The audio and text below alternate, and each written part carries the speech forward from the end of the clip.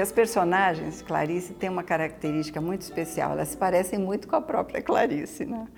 E isso foi uma das críticas que ela recebeu de um crítico da linha mais tradicional, que é o Álvaro Lins. Ele criticou praticamente três características da Clarice. Uma foi justamente essa de ter muito da personagem feminina ali dentro. É lógico que ele não estava criticando só Joana, que é a personagem de Perto do Coração Selvagem. Ele estava de olho também na escritora, que estava muito ali, sabe, colocada ali naquilo que ela escrevia. O outro foi o lirismo. Ele achava que lirismo não podia ter um romance. Ele fazia essa divisão muito estanque, né, entre o que é o poético lírico e o que é o romance, a coisa narrativa, que eu acho que também nessa época já não tinha muita razão de ser, né? Não tinha. E ele ainda critica o caráter fragmentário do romance. De fato, os títulos começam com reticências, terminam com reticências, o que quer dizer que havia alguma coisa antes e que outra depois que a gente não recebeu dela, né? Fica no ar, né? Mas, de qualquer forma, é uma inovação em termos de romance, quer dizer, você aceitar aquilo que não tem aquela tradicional unidade, né, que os críticos mais tradicionais exigiam do romance.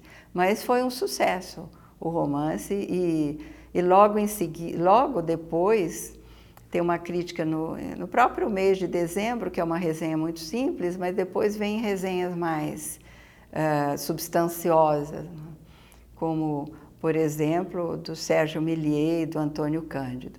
Os dois ficaram espantadíssimos com a Clarice, porque ela era completamente desconhecida. O Sérgio Milliet ainda fala, meu Deus, quem é essa moça de nome estranho que parece um pseudônimo? Quer dizer, não sabia nada dela. O Antônio Cândido confessa, foi um impacto eu li esse romance que tem um caráter tão inovador. E, inclusive, ele estabelece uma linha de leitura muito interessante, que é o que ele chama de romance de aproximação, que a narradora vai tentando se aproximar do personagem, e que é muito diferente do romance psicológico, né? E vai tentando se aproximar, a tal ponto que a gente já não sabe mais quem é que está ali, né? Se desmancha essa relação sujeito-objeto. E um dos jeitos de fazer isso é pelo estilo indireto livre, ou pelo fluxo de consciência, e que ela faz misturando com aquilo que não é fluxo de consciência. Quer dizer, ela faz a passagem entre esses dois processos com muita argúcia, com muita sensibilidade, sabe? Com muito senso de equilíbrio. Então, realmente foi um romance inovador. O Lúcio Cardoso diz que era agreste, mas que gostava desse jeito meio desajeitado dela escrever. Então, teve uma boa repercussão crítica, que até assustou a Clarice, porque ela dizia que tinha medo do sucesso. Não sei até que ponto o sucesso era assim tão aterrador, sabe? Consistia num problema para ela. Mas ela chegou a dizer que tinha medo do sucesso. Foi surpresa para ela ter uma acolhida tão boa. A partir dos anos 40, ao longo dos anos 40 e da década de 50, ela recebeu muitas críticas. Vários críticos falaram sobre Clarice, né?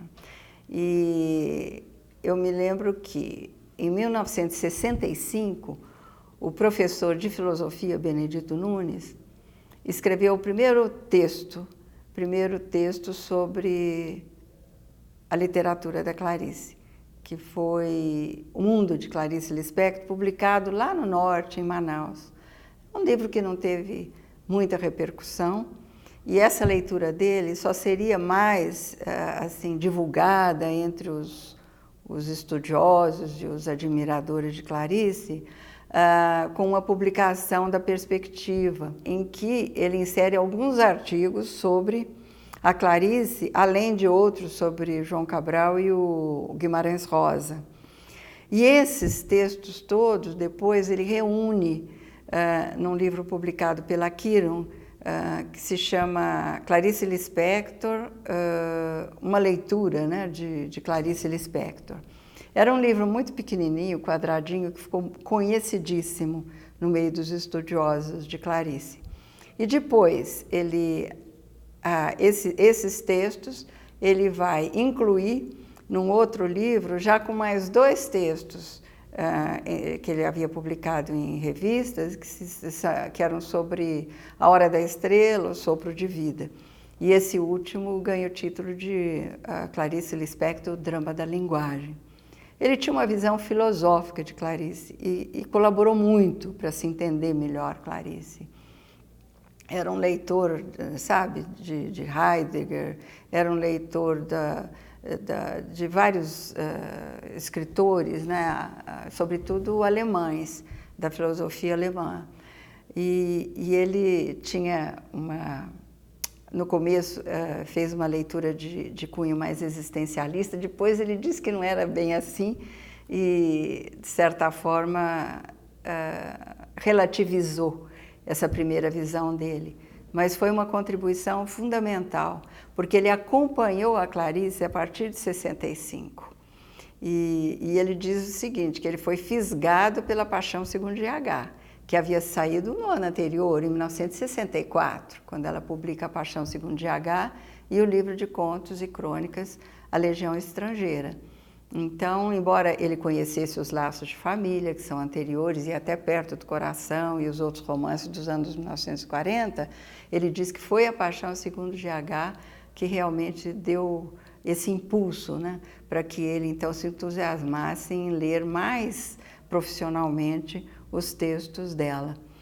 E ela conheceu o Benedito Nunes e dizia que o Benedito Nunes entendia mais a Clarice do que ela própria. Isso tem uma declaração dela afirmando isso. Ela tinha muita admiração pelo leitor e crítico Benedito Nunes. E nos anos 70 ela quis voltar a Belém do Pará também, e para ver o Benedito Nunes. Então, criou-se aí um elo também de amizade assim, muito digno e que ele também prezava muito.